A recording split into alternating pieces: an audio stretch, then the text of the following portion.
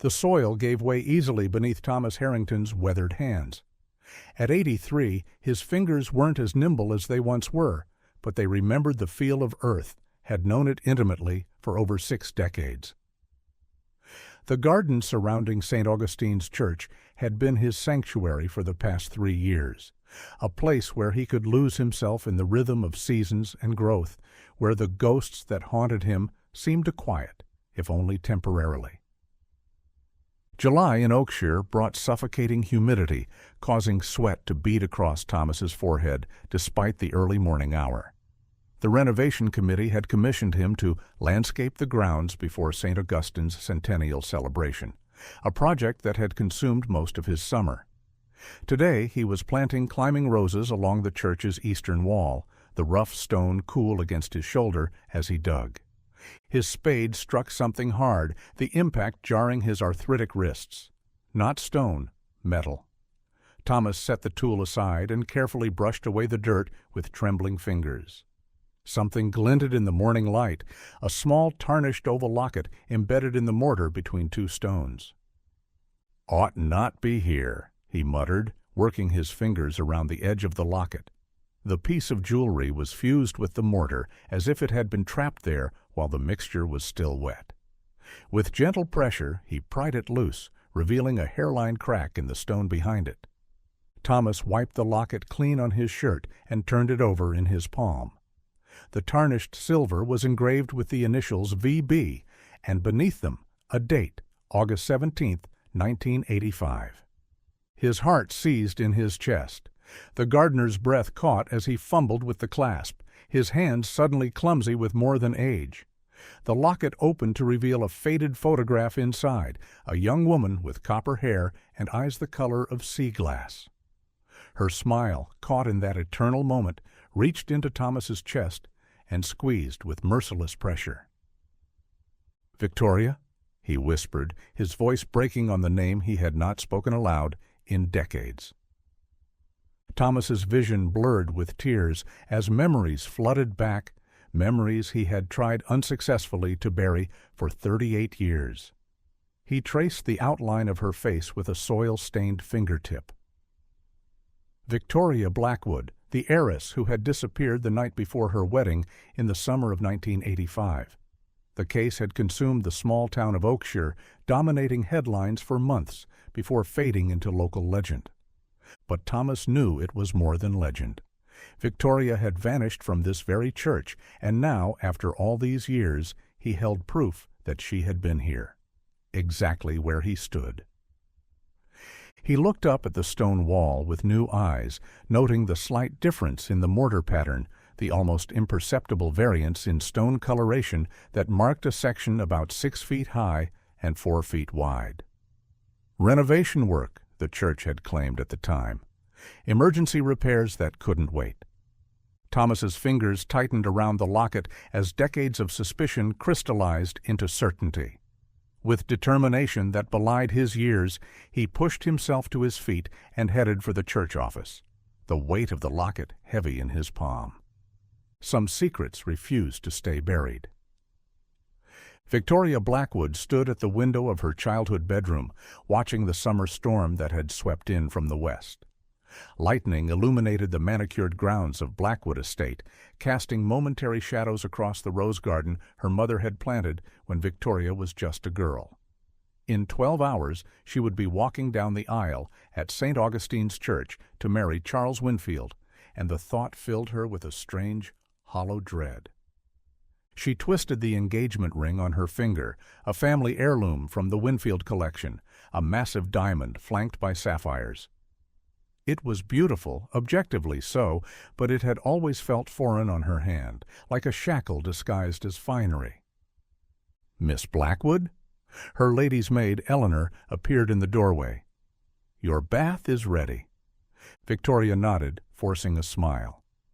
"Thank you, Eleanor." "Nervous about tomorrow?" Eleanor asked, laying out Victoria's nightgown. "Something like that," Victoria murmured. The truth was more complicated. 6 months ago she had agreed to marry Charles because it had seemed the sensible thing to do. He was handsome, charming, from a good family with old but diminished wealth. Their union would secure her father's approval and ensure the Blackwood fortune remained in the right social circles. But in the months since their engagement, Victoria had begun to notice things. Charles's sudden interest in her father's business holdings, his careful questions about the terms of her inheritance, the way his smile never quite reached his eyes when they were alone. Small things, perhaps, but they had accumulated like grains of sand, weighing heavier with each passing day. "Will there be anything else?" Eleanor asked, pulling Victoria from her thoughts. "No, that will be all. Thank you." As the door closed behind her maid, Victoria returned to the window, watching lightning fork across the sky. Her gaze drifted to the gardener's cottage, visible at the edge of the property. Light still burned in the windows despite the late hour. Thomas would be awake, perhaps reading by lamplight or sketching plans for the autumn planting. The thought brought a genuine smile to her lips. Thomas Harrington had arrived at Blackwood Estate the previous spring, hired to restore the gardens to their former glory. He was a few years older than Victoria, quiet and reserved with most of the household, but when he spoke of plants and growing things, his eyes lit with passion. Victoria had found herself inventing reasons to walk the grounds, to engage him in conversation about soil composition and flowering seasons. In those conversations, she had discovered a man unlike any she had met in her social circle. Thoughtful, genuine, with a quiet intelligence and gentle humor that had drawn her in before she realized what was happening. Their friendship had blossomed in secret, hidden from the watchful eyes of the household and Victoria's increasingly possessive fiancé. Friendship, she thought, was not quite the right word for what had grown between them. Not anymore. Victoria turned from the window and moved to her dressing table, unlocking the small jewelry box that had been her grandmother's. From a hidden compartment in its base, she removed a thin stack of papers and unfolded them with trembling fingers. The laboratory report from Boston had arrived that morning, delivered by a trusted friend rather than through the mail. Victoria had commissioned the analysis 3 weeks ago after finding a strange residue in her evening tea on multiple occasions. The report confirmed her worst fears: traces of thallium, a nearly tasteless poison that, administered in small doses over time, could mimic a wasting illness. Charles had been unusually insistent about their honeymoon plans, a remote cabin in the mountains, just the two of them for 3 weeks. No staff, no interruptions. The perfect setting for a new bride to fall mysteriously ill, for a devastated husband to return alone, a wealthy widower with all the appropriate grief. Victoria refolded the papers and tucked them into the pocket of her robe. Evidence, but would anyone believe her? Charles Winfield was respected, his family well connected, despite their financial troubles. Victoria's own father had brushed aside her growing concerns about her fiancé, attributing them to pre-wedding nerves. She couldn't go through with the wedding, not now that she knew, but confronting Charles openly could be dangerous. If he had already gone this far in his planning, what might he do if cornered? Victoria needed proof that would convince even her father, something concrete that would expose Charles for what he truly was, and she needed someone she could trust. Her decision made, Victoria changed quickly into a simple dress and dark coat. She left her engagement ring on the dressing table, the sapphires gleaming coldly in the lamplight. Taking only her locket, a gift from her grandmother containing a photograph of herself as a young woman, she slipped out of the house through the servants' entrance, the laboratory papers tucked securely in her coat pocket. The rain had eased to a gentle drizzle, the air heavy with the scent of wet earth and summer flowers as Victoria made her way across the grounds to the gardener's cottage. She would ask Thomas to help her reach out to the private investigator who had arranged the laboratory testing. Together, they would gather the evidence needed to expose Charles without putting Victoria in danger. Tomorrow's wedding would never take place, but Victoria needed to ensure she would be alive to explain why. She never made it to the cottage. Halfway across the lawn, the beam of a flashlight caught her, freezing her in place like a startled deer. "Victoria?" Charles's voice came from the darkness. "What are you doing out here the night before our wedding?" He stepped forward, impeccably dressed despite the late hour, his handsome features arranged in an expression of concern that didn't reach his eyes. Behind him stood Father Michael Winfield, Charles's uncle, and the priest who was to perform their wedding ceremony the next day. Victoria's hand moved to her pocket, feeling the outline of the papers within. "I needed some air," she said, forcing her voice to remain steady. "Pre-wedding jitters." Charles smiled, taking her elbow in a grip that was just slightly too tight. "Let me walk you back to the house. You'll catch your death out here." The choice of words sent a chill through Victoria that had nothing to do with the night air. "Actually, Charles, I wanted to speak with you," she said, making a split-second decision. If she couldn't reach Thomas, perhaps she could confront Charles with Father Michael present. Surely a priest, even one related to Charles, would not condone murder. "Perhaps we could go to the church? I have concerns about the ceremony that I'd like to discuss with both of you." A flicker of something, annoyance, worry, crossed Charles's face before his charming smile returned. "Of course, darling. Father Michael was just heading back there. We can all go together."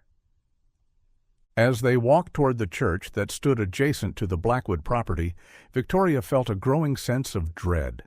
She had intended to find safety, but with each step she became increasingly certain she was walking into danger.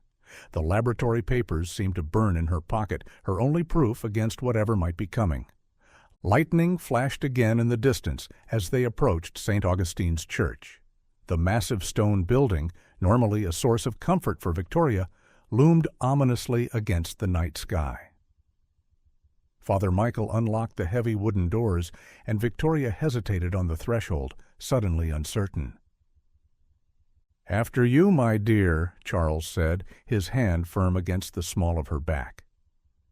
Taking a deep breath, Victoria stepped into the darkness of the church, unaware that it was the last place anyone would ever see her alive.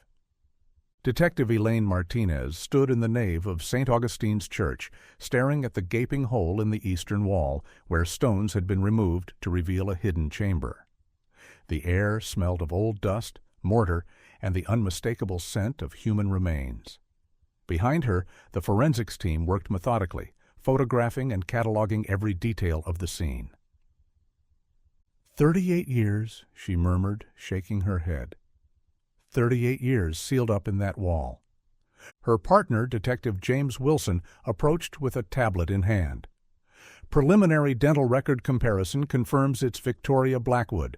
The dress matches the description of what she was reportedly wearing the night before her wedding. And there's this. He handed her a plastic evidence bag containing the silver locket. The gardener found this embedded in the mortar. That's what tipped him off. Elaine studied the tarnished locket through the clear plastic. VB, Victoria Blackwood, and the date of what would have been her wedding day. "Looks like she was trying to leave a clue," James said. "She didn't go into that wall willingly," Elaine replied, her gaze returning to the chamber. "Forensics says the blow to the back of her skull was likely the cause of death. Someone put her in there, sealed it up, and walked away. And for nearly 4 decades, nobody knew. Until now." James looked toward the church entrance, where Thomas Harrington sat on a bench, his weathered hands clasped between his knees. "He's been waiting for them to bring her out. Says he won't leave until they do." Elaine nodded. "Let's talk to him again. I want to understand why he was so certain about that particular section of wall." They crossed the church to where Thomas sat, his eyes fixed on the activity around the eastern wall. Up close, Elaine could see the deep lines etched into his face, the grief evident in every feature. "Mr. Harrington," she said gently, sitting beside him, "I know this is difficult, but I need to ask you a few more questions." Thomas nodded without looking at her. "You told Officer Benson that you've been working as the gardener here for 3 years. Is that correct?" "Yes," Thomas replied, his voice barely above a whisper. "After my wife passed, I needed something to occupy my hands. The church hired me to maintain the grounds." "But you knew Victoria Blackwood," James said. "You recognized her photograph in the locket." Thomas was silent for a long moment. "I worked for the Blackwood family in 1985, he finally said. "I was hired to restore their gardens. I knew her, yes." Elaine studied the elderly man's profile. There was something he wasn't saying, something in the way his hands trembled when he spoke Victoria's name. "You were more than just the gardener, weren't you, Mr. Harrington?" she asked quietly. Thomas finally turned to look at her, his eyes filled with decades of pain. "Does it matter now? After all this time?" "It might," Elaine said. "We're trying to understand what happened to her.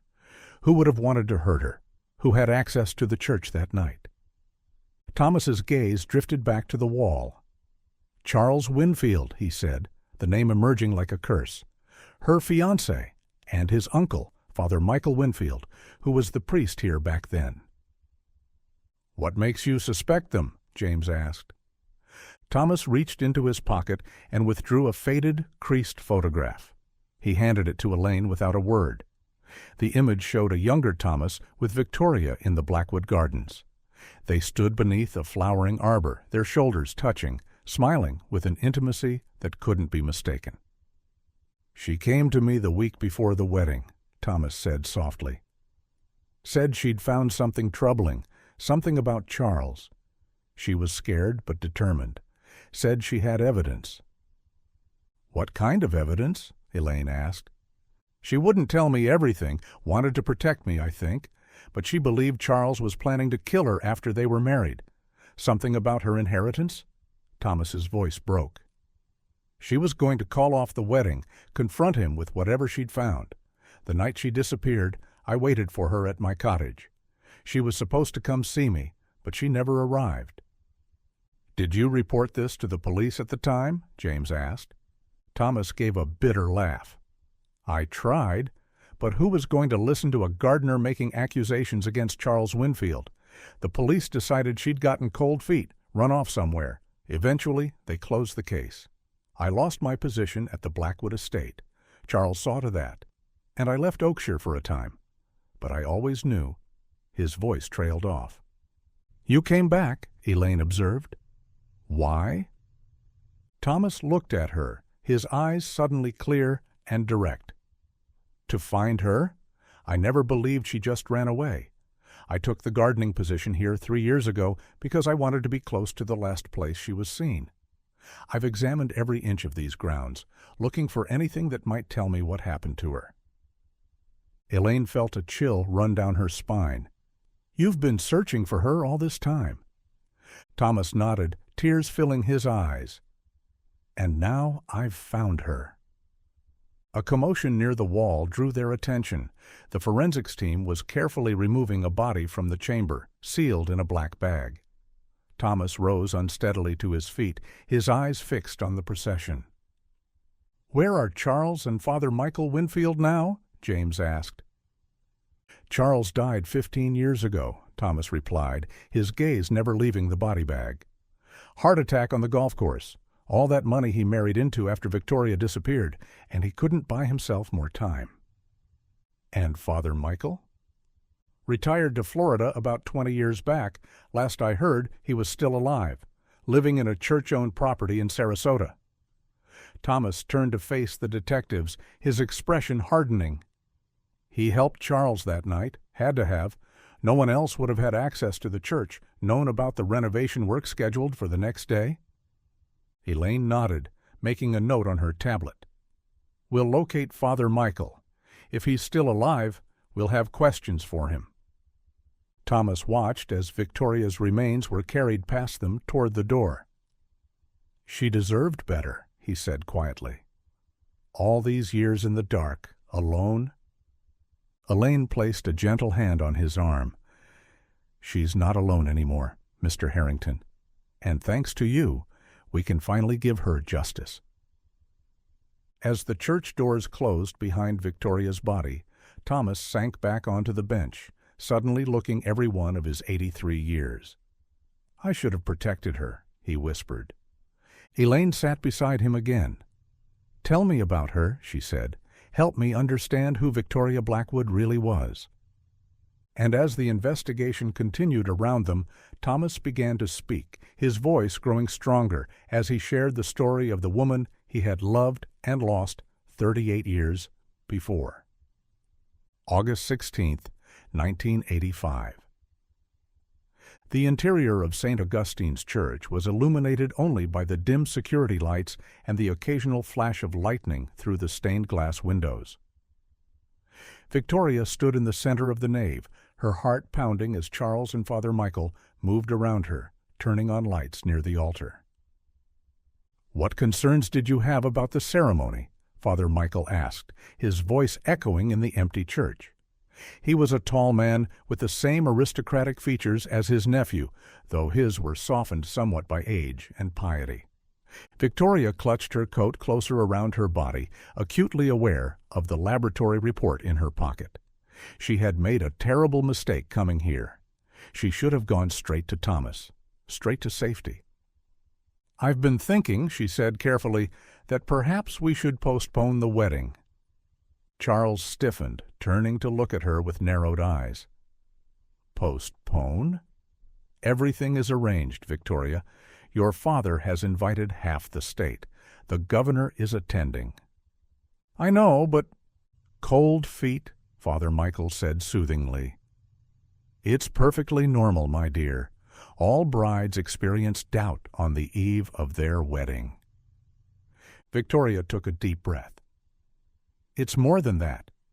She reached into her pocket and withdrew the folded papers. "I have concerns about my safety after the wedding." Charles's expression shifted, the charming facade falling away to reveal something cold and calculating. "What exactly are you implying?" "I think you know," Victoria said, surprising herself with her steadiness. "I had my tea tested, Charles. The tea you've been so insistent I drink each evening. Thallium is difficult to detect in small doses, isn't it? Causes symptoms that could be mistaken for a nervous condition or a wasting illness." Father Michael's gaze darted between them. "Charles? What is she talking about?" But Charles's attention was fixed entirely on Victoria, his handsome face transformed by fury. "Where did you get those papers?" he demanded, taking a step toward her. Victoria backed away. "It doesn't matter. What matters is that I know what you were planning. The honeymoon cabin, the remote location. You were going to poison me slowly and return a grieving widower, weren't you? With full access to my inheritance." "Victoria," Father Michael began, but Charles cut him off. "She's becoming hysterical, Uncle. Perhaps you should get her some water while I calm her down." "I'm not hysterical," Victoria said, her voice rising. "I have proof, and I'm not the only one who knows. I've shared this information with others for safekeeping." It was a lie, but a necessary one. The only copy of the report was in her hands, and no one else knew what she had discovered. But Charles didn't need to know that. "Others?" Charles repeated, a flicker of uncertainty crossing his features. "Who?" Victoria lifted her chin. "People who will ensure justice is served if anything happens to me." She turned to Father Michael. "You should know what kind of man your nephew is, Father." "He planned to murder me for my money." Father Michael's expression had grown troubled. "These are serious accusations, Victoria. Perhaps we should all sit down and—" "There's nothing to discuss," Charles snapped. "She's clearly unstable. This wedding has put too much pressure on her delicate constitution." "My constitution isn't delicate," Victoria retorted. "That's just what you wanted people to believe when I began showing symptoms of poisoning." She turned toward the church doors. "I'm leaving. The wedding is off. My father will hear everything in the morning." She had taken only 3 steps when Charles's hand closed around her arm, yanking her backward with such force that she stumbled. The laboratory papers fell from her grasp, scattering across the stone floor. "You're not going anywhere," Charles hissed, his fingers digging painfully into her flesh. "Charles!" Father Michael exclaimed. "Unhand her at once." But Charles ignored him, his face inches from Victoria's. "Do you have any idea what you're throwing away? What I've worked for? Your father promised me control of Blackwood Industries after the wedding. Everything I've done has been leading to this." Victoria struggled against his grip. "Including murder?" "You would have been taken care of," Charles said, his voice eerily calm despite the rage in his eyes. "A gentle decline, a peaceful passing in your sleep. I would have made it painless, Victoria. Better than you deserve after this betrayal." "Charles, enough." Father Michael moved toward them, his expression grave. "Let her go. We can resolve this without violence." For a moment, Victoria thought Charles would listen to his uncle. His grip loosened slightly, and she pulled away, stumbling backward toward the altar. But as she moved, her heel caught on the edge of a prayer kneeler. She lost her balance, arms flailing as she fell. The back of her head struck the corner of the stone altar with a sickening crack. Pain exploded through Victoria's skull, followed immediately by a strange numbness. She lay on the cold floor, unable to move as darkness crept in from the edges of her vision. Above her, Charles and Father Michael appeared as blurry figures, their voices seeming to come from very far away. "Victoria? Victoria!" Father Michael knelt beside her, his fingers pressing against her neck. "Dear God, Charles, what have you done?" "I didn't touch her," Charles said, his voice tight with panic. "She fell. You saw it." "There's no pulse?" Father Michael's voice shook. "She's gone." "Gone?" Charles repeated stupidly. "She can't be. The wedding is certainly canceled now," Father Michael snapped. "We need to call the police." "The police?" Charles's voice rose in pitch. "And tell them what? That my fiancée came here accusing me of trying to poison her and then conveniently died in a fall? With those papers right there on the floor? They'll arrest me immediately." "This was an accident," Father Michael insisted, though doubt had crept into his voice. "No one will believe that," Charles said. "Not with her accusations, not with her evidence. Even if it's not enough to convict me, it will ruin me. Everything I've worked for, everything we've planned." "We?" Father Michael stood, facing his nephew. "I never planned for this, Charles." "But you knew," Charles said quietly. "You knew I needed this marriage to secure my position. You knew about the financial arrangements with Samuel Blackwood. You helped me, Uncle, every step of the way." Father Michael's shoulders slumped. "I never thought it would come to this." "It doesn't have to," Charles said, his voice taking on a persuasive tone. "No one knows she came here tonight. We can make this right." "Make it right? How can we possibly—" "The renovation work," Charles interrupted. "The eastern wall, the section that's being repaired tomorrow." Understanding dawned on Father Michael's face, followed by horror. "Charles, no, you can't possibly suggest—" "It's already being taken apart. The workers will seal it back up tomorrow, and no one will ever know." Charles gripped his uncle's shoulders. "Think, Uncle. If this comes out, you'll be implicated too. Your career, your reputation, everything will be destroyed." Victoria felt consciousness slipping away, the voices growing fainter. With the last of her strength, she reached for the locket around her neck, the chain breaking as she clutched it in her palm. As darkness claimed her, she pressed the locket against the stone floor beside her, a final, desperate message that no one would find for 38 years. The Sarasota sun beat down mercilessly as Detectives Martinez and Wilson approached the small bungalow where Father Michael Winfield had lived since his retirement. The house was part of a church-owned community for retired clergy, modest but well-maintained, with a small garden of tropical plants surrounding the entrance. 92 years old, James said, consulting his tablet. Still living independently according to the diocese records. No major health issues reported. Elaine nodded, taking in the pristine white exterior of the house. Let's see if his memory is as well preserved as his home. They had flown to Florida immediately after identifying Victoria's remains, armed with a warrant based on Thomas Harrington's testimony and the forensic evidence from the church. The case had generated significant media attention. The decades-old disappearance of an heiress, the discovery of her remains by her former lover, and Elaine wanted to move quickly before anyone could warn Father Michael they were coming. She knocked on the door, and after a moment it opened to reveal an elderly man in a white guayabera shirt and linen pants. Despite his advanced age, Father Michael Winfield stood straight, his silver hair neatly combed, his blue eyes clear and alert. Only the deep lines around his mouth and the liver spots on his hands betrayed his 92 years. "Yes?" he asked, his voice surprisingly strong. Elaine held up her badge. "Father Michael Winfield? I'm Detective Elaine Martinez, and this is Detective James Wilson from the Oakshire Police Department. We'd like to ask you some questions about Victoria Blackwood." The name landed like a physical blow. Father Michael's composed expression crumbled, color draining from his face as he gripped the doorframe for support. "You've found her," he whispered. Elaine nodded. "May we come in?" Father Michael stepped back, gesturing them inside with a trembling hand. The interior of the bungalow was cool and dimly lit, furnished simply with a few religious artifacts on the walls. He led them to a small sitting area and lowered himself carefully into an armchair.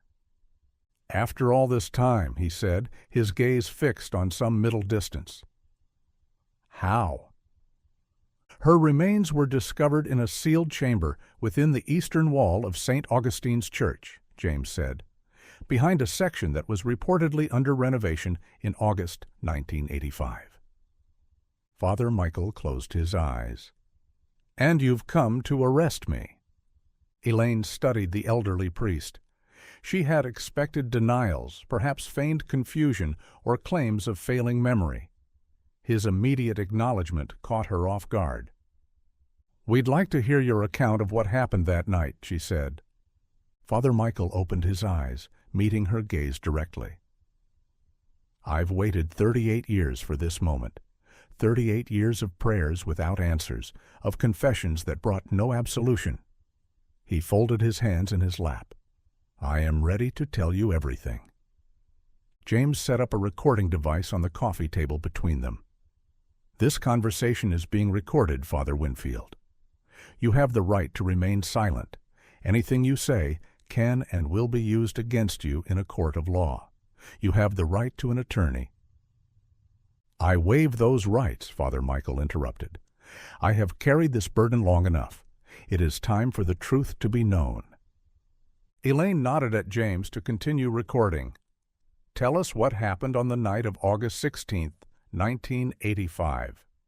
Father Michael drew a deep breath. "I was at the Blackwood estate that evening. Charles had asked me to stop by. Something about a surprise he wanted to incorporate into the ceremony. It was raining, and we were walking back to the church when we encountered Victoria on the grounds." His account matched what Thomas had told them. Victoria's request to speak at the church, the confrontation about the poisoning, her fatal fall against the altar. "It was an accident," Father Michael said, his voice hollow. But Charles was right. No one would have believed that. Not with the evidence Victoria had brought, not with the accusations she had made. "So you helped him conceal her body," Elaine said. Father Michael nodded, shame evident in every line of his face. The eastern wall was already being repaired. The stones had been removed, creating a cavity large enough. Charles suggested it, but I am equally culpable. I helped him place her there, helped seal the chamber with new mortar before the workers arrived the next morning. "Why?" James asked. "Why would you risk everything to protect him?" Father Michael was silent for a long moment. "Charles was my sister's son," he finally said. "His father died when he was young, and I helped raise him. I believed in him, in his potential. When he told me about his financial troubles, about his plans to marry Victoria Blackwood, I encouraged the match. I told myself it was a mutually beneficial arrangement. She would have status and security. He would have the means to restore our family's position." He looked down at his hands. "I never knew about the poison until Victoria revealed it that night. But I had suspected there was a darkness in Charles, a ruthlessness I chose to ignore because he was my blood. When Victoria died, I convinced myself it was truly an accident, that helping Charles was the right thing to do." "And afterward?" Elaine asked. "When people were searching for her, when her family was suffering not knowing what had happened to her?" "I told myself she had no close family left besides her father, who died shortly after her disappearance." Father Michael's voice broke. "I am not asking for forgiveness, Detective. What I did was unforgivable. I have lived with this sin every day for 38 years, and not once have I found peace." "Did anyone else know what happened that night?" James asked. Father Michael shook his head. "Only Charles and myself. We never spoke of it again. Not directly, but it was always there between us. I left Oakshire 5 years later. Couldn't bear to conduct services in that church anymore, knowing what was hidden in its walls." Elaine leaned forward. "The gardener, Thomas Harrington. Did you know about his relationship with Victoria?" A sad smile touched Father Michael's lips. "I suspected. The way she lit up when he was mentioned, the walks she took through the gardens at odd hours. Charles knew, too. It enraged him, though he pretended not to care. Victoria was a possession to him, nothing more." "And now," James asked, "now that we've found her?" Father Michael straightened in his chair, a weight visibly lifting from his shoulders despite the gravity of the moment. "Now at last I can confess fully and face judgment for what I've done. Victoria deserves justice, even after all this time." Elaine nodded to James, who moved forward with handcuffs. "Father Michael Winfield, you're under arrest as an accessory to the murder of Victoria Blackwood and for conspiracy to conceal her death. Please stand." The elderly priest rose without protest, extending his wrists. As James secured the handcuffs, Father Michael looked directly at Elaine. "There's something else you should know," he said quietly. "About the gardener, Thomas Harrington." "What about him?" Elaine asked. "The night Victoria died, she was wearing a locket, silver, with her initials and the wedding date engraved on it. She was clutching it when He couldn't finish the sentence. "Charles wanted to take it, but we couldn't pry it from her fingers. It remained with her in the wall." "We found the locket," Elaine said. "That's how Thomas knew where to look." Father Michael shook his head. "You don't understand. That locket was a gift from Thomas. Inside was a photograph of Victoria, yes, but on the other side was supposed to be a photograph of him. Charles discovered it among her things the week before the wedding and confronted her about it. She claimed it was a family heirloom, but Charles didn't believe her." Elaine frowned. "Why are you telling us this?" "Because Thomas Harrington is not who he claims to be," Father Michael said. "The man who worked at Blackwood Estate in 1985 was much younger than the man you've met. The real Thomas Harrington died almost 20 years ago." Elaine exchanged a glance with James. "Then who is the man who found Victoria's remains?" Father Michael's expression softened with something like compassion. "Someone who loved her very deeply. Someone who has been searching for her all these years. I don't know his real name, but I recognized him the moment I saw his photograph in the news. Older, certainly, but the same eyes." "You're saying he assumed Thomas Harrington's identity?" James asked incredulously. "I'm saying," Father Michael replied, "that you might want to look more closely at the man who's been tending the church gardens. He's not the Thomas Harrington who worked for the Blackwoods. That man was 35 in 1985. Your gardener would be over 70 now, not 83. Who is he, then? Elaine asked. Father Michael's eyes filled with unexpected tenderness. Someone who made a promise to Victoria. Someone who has never stopped looking for her. Thomas sat alone in the garden behind St. Augustine's Church, his gnarled hands still stained with soil from the morning's work. The police had finally left, taking Victoria's remains to the county morgue for additional forensic examination.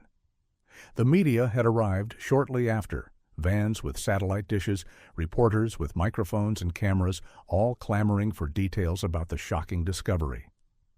Thomas had avoided them, retreating to this quiet corner where late summer roses nodded in the breeze.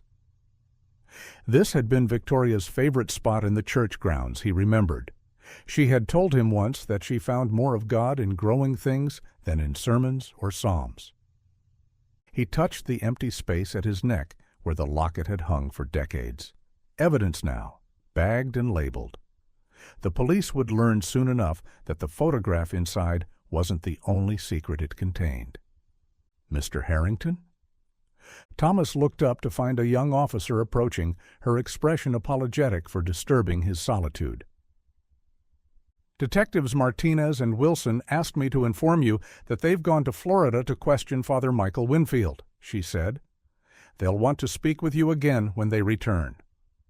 Thomas nodded. I'll be here. After the officer left, he rose stiffly and made his way to the small shed where he kept his gardening tools. Inside, beneath a loose floorboard, lay a weathered leather journal and a faded photograph. The journal contained every detail of his search for Victoria over the decades, every lead followed, every theory explored, every prayer offered to a God he wasn't sure was listening. The photograph showed a young man in a naval uniform, his expression serious beneath his officer's cap. James Sullivan, Lieutenant, U.S. Navy, 1975. The man Thomas had been before he became Thomas Harrington. He had met Victoria in the summer of 1984 while on leave visiting his aunt in Oakshire. A chance encounter at a charity function, he in his dress uniform, she in a blue gown that matched her eyes. They had talked for hours on the terrace about books and art and places they had seen. By evening's end, James Sullivan knew he had met someone extraordinary. Their courtship had been conducted in secret. Victoria's father would never have approved of a naval officer with no fortune or family connections. For a year, they exchanged letters when James was at sea and spent every possible moment together during his shore leaves. They had planned to marry eventually once James completed his service and could offer Victoria a proper home. Then came her father's heart attack in early 1985, followed by his ultimatum. Victoria would marry Charles Winfield, cementing an alliance between their family's business interests, or be disinherited. Faced with her father's fragile health and Charles's apparent devotion, Victoria had reluctantly agreed. James had been devastated, but he understood the impossible position Victoria was in. He had returned to his ship, throwing himself into his duties to escape the pain of losing her. Then, 3 weeks before the wedding, he received a letter. Victoria had discovered disturbing things about Charles, feared for her safety, needed James to come to her. He had requested emergency leave, arrived in Oakshire under an assumed name, and taken a groundskeeping position at a neighboring estate to stay close without raising suspicion.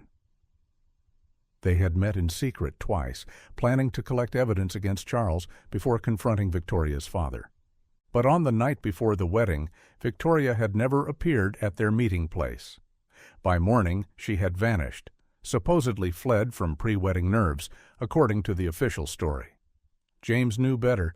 Victoria would never have left without telling him, would never have abandoned their plans. He had searched for her, quietly at first, then with increasing desperation as days turned to weeks, with no sign of her. The police dismissed his concerns. Who was he to question their investigation? Just a groundskeeper, a nobody. Only after Victoria's father died 6 months later did James learn the truth. Charles had inherited everything through a provision in Samuel Blackwood's will that named him sole beneficiary, should Victoria be unavailable to claim her inheritance. The pieces had fallen into place then, too late for justice. Charles had connections, money, influence, all the things James lacked. The case was closed. Victoria declared a runaway bride who had started a new life elsewhere. James had refused to accept that. He left the Navy, dedicated himself to finding her, following rumors and whispers across the country. Over time, as the real Thomas Harrington aged and eventually passed away, James had gradually assumed his identity. It provided cover, continuity, a way to move through the world unnoticed while he continued his search. And always, always, he had been drawn back to St. Augustine's Church, to the last place Victoria had been seen alive. Something about the church had never felt right to him.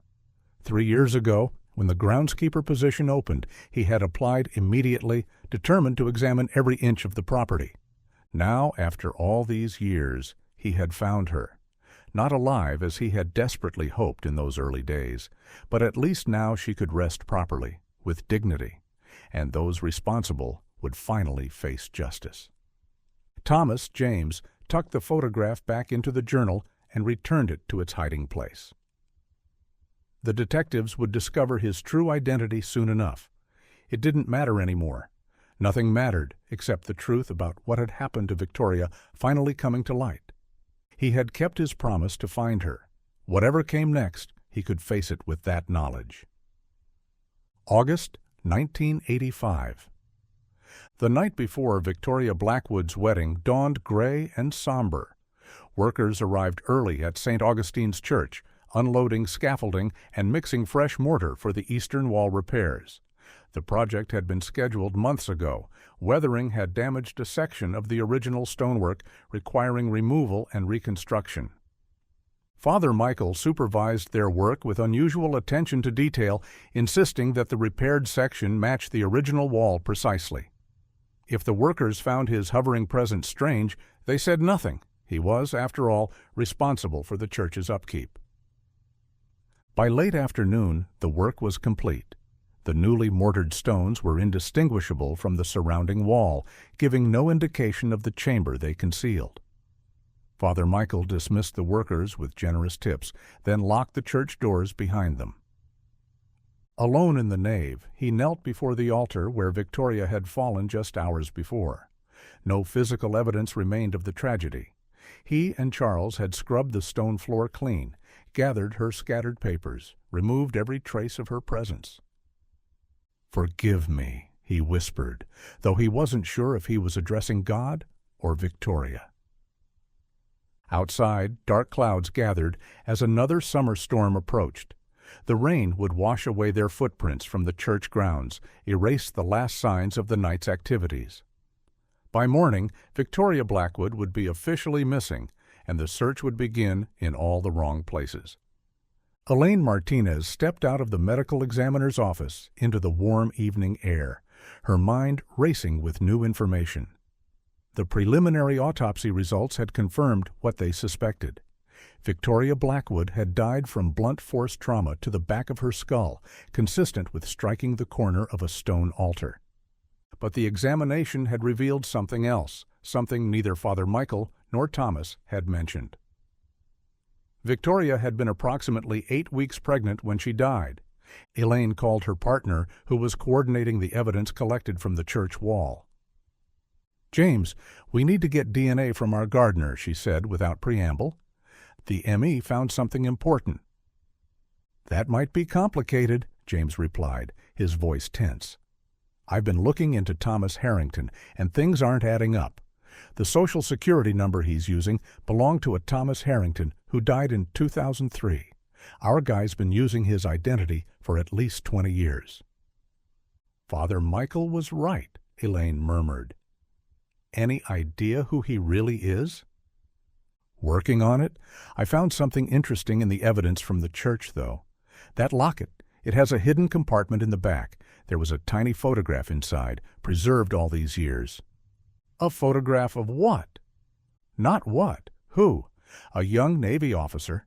And get this, I ran it through facial recognition. Older, obviously, but a potential match for our gardener. Elaine leaned against her car, processing this new information. So, Victoria Blackwood's secret lover was a Navy man, not a gardener. He's been searching for her for decades, using a stolen identity to stay under the radar. Looks that way, James agreed. His real name might be James Sullivan. I'm still confirming, but there was a Lieutenant James Sullivan listed as absent without leave in September 1985. He never returned to duty after emergency leave. Because he was searching for Victoria, Elaine said, the pieces falling into place. And if the DNA confirms he was the father of her child. He has even more reason to have never stopped looking, James finished. What do you want to do? Elaine considered their options. The man they knew as Thomas Harrington had committed identity fraud, certainly. But he had also been instrumental in solving a 38-year-old murder case, and he had suffered losses few could comprehend. Let's talk to him again, she decided. Get the full story before we make any decisions. I'm heading back now. As she drove through the gathering dusk towards St. Augustine's Church, Elaine thought about the decades of searching, the relentless pursuit of truth that had consumed a man's entire life. Whether he was Thomas Harrington or James Sullivan hardly seemed to matter in the face of such devotion. Some might call it obsession, she reflected. Others might call it love. Thomas, or rather James, was waiting for them in the church garden, seated on a stone bench beneath a trellis of climbing roses. He looked unsurprised when both detectives approached, as if he had been expecting this moment for years. "Lieutenant James Sullivan," Elaine said, stopping a few feet away. "United States Navy, reported AWOL in September 1985, never returned to duty." He nodded, a faint smile touching his lips. "I wondered how long it would take you to discover that." "Why maintain the deception after all these years?" James asked. "Why not come forward with your real identity when we found Victoria?" The elderly man looked up at the detective. "Would you have believed me? An old man claiming to be the secret lover of a woman who disappeared nearly 4 decades ago? Using another man's name? I needed you to find the evidence first, to establish what had happened to her beyond any doubt." "And your relationship with Victoria?" Elaine asked gently. "It was more serious than you initially indicated, wasn't it?" James Sullivan's weathered face softened with memory. "We were in love, truly, deeply in love. We had planned to marry once I completed my naval service. But her father's heart attack changed everything. He insisted she marry Charles Winfield, threatened to disinherit her if she refused." "So you let her go?" James asked. Sullivan shook his head. "Never. I took leave when she wrote that she feared Charles, came to Oakshire in secret. We were gathering evidence against him, planning to present it to her father together. The night she disappeared, we were supposed to meet." His voice broke. "When she didn't come, I knew something was wrong. She would never have willingly left." Elaine sat beside him on the bench. "Mr. Sullivan, the medical examiner found something during the autopsy. Victoria was pregnant when she died, approximately 8 weeks." Sullivan closed his eyes, tears spilling down his weathered cheeks. "Our child," he whispered. "I never knew. She never had the chance to tell me." The revelation hung in the summer air between them, the magnitude of what had been lost that night in 1985, suddenly, painfully clear. "I believe that's why she decided to confront Charles that night," Sullivan continued after a moment. "She must have just confirmed the pregnancy. It would have given her even more reason to end the engagement immediately." "Instead, it got her killed," James said quietly. Sullivan nodded, his grief palpable. "After she disappeared, I searched everywhere, used every contact I had from the Navy, followed every lead. When the trail went cold, I couldn't go back to my old life. How could I return to duty when she was still missing?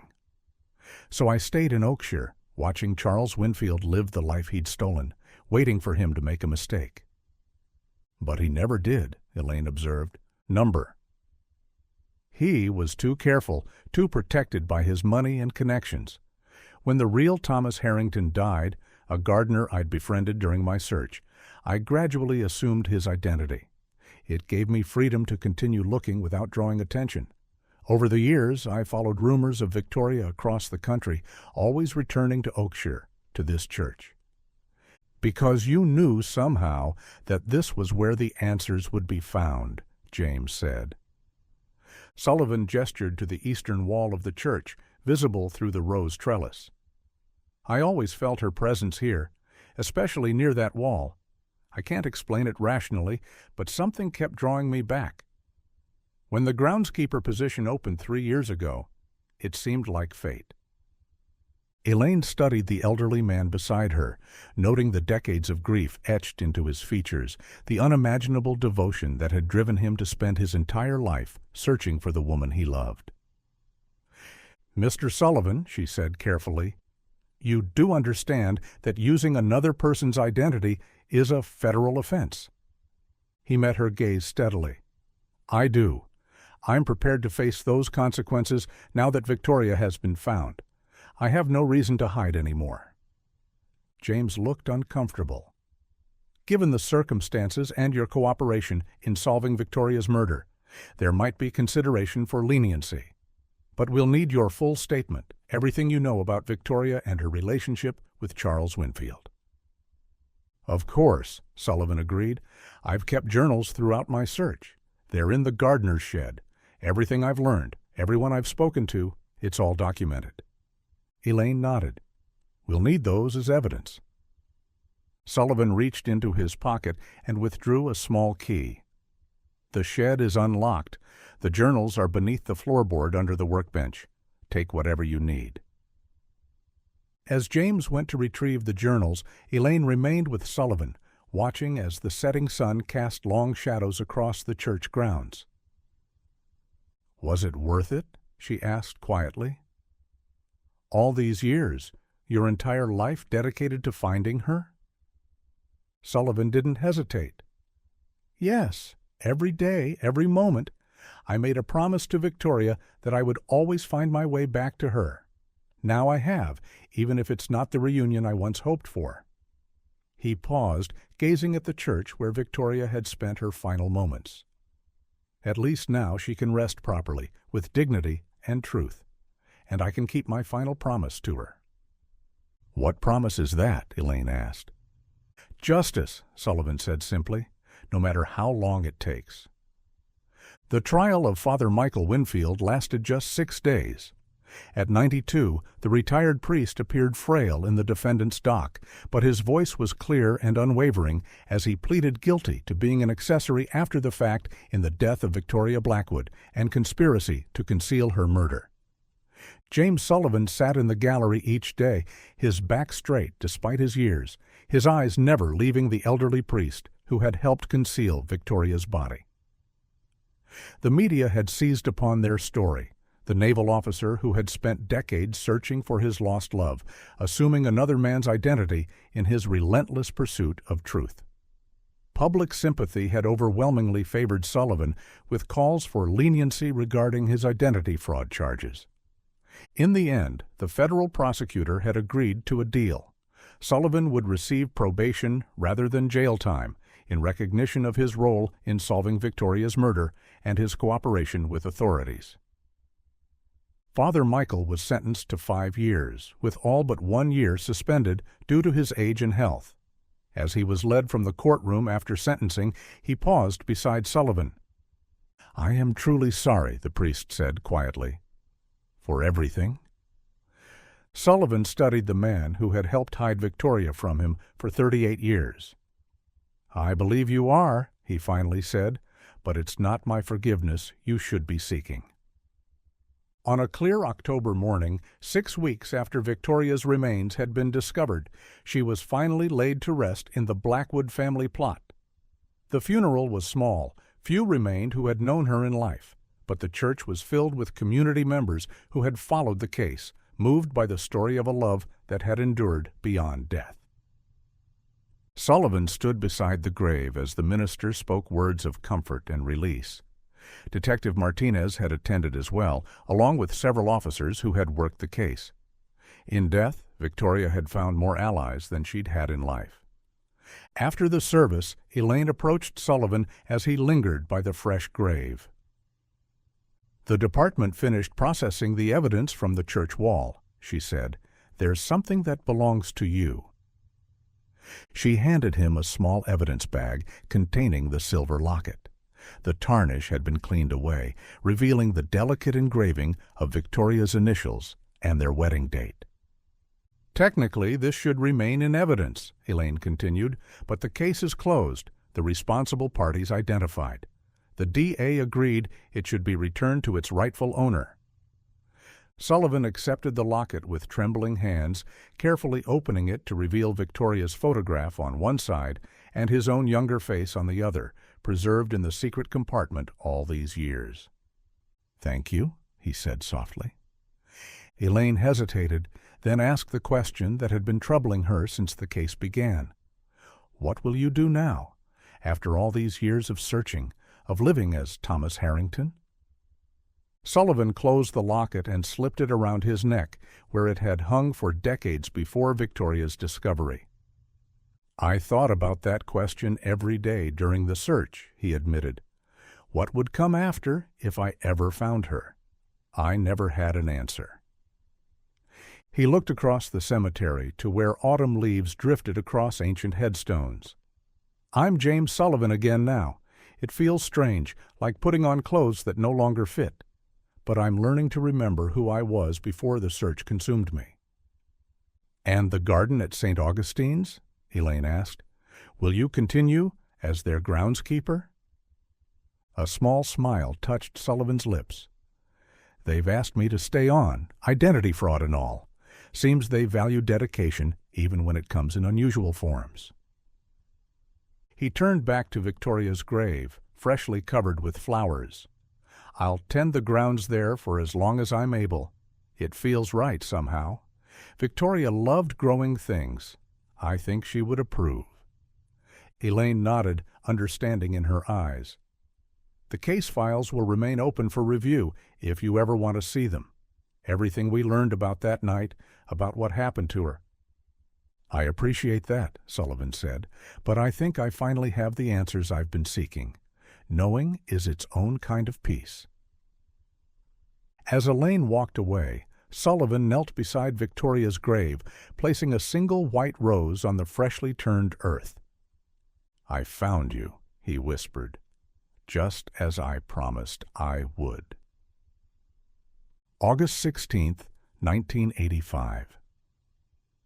Victoria Blackwood stood at the window of her bedroom, the laboratory report clutched in her hand. The storm that had been threatening all day had finally broken, rain streaming down the glass panes. In the garden below, light still burned in the small cottage where James was waiting for her. Her free hand moved to her abdomen, a gesture of protection for the life growing within her. Their child, conceived in love, despite the impossible circumstances they faced. She had confirmed the pregnancy just that morning, the news simultaneously terrifying and wondrous. It changed everything. She could no longer go through with the charade of her engagement, not even to please her ailing father. Not with Charles's true intentions revealed by the laboratory report. Not with James's child growing inside her.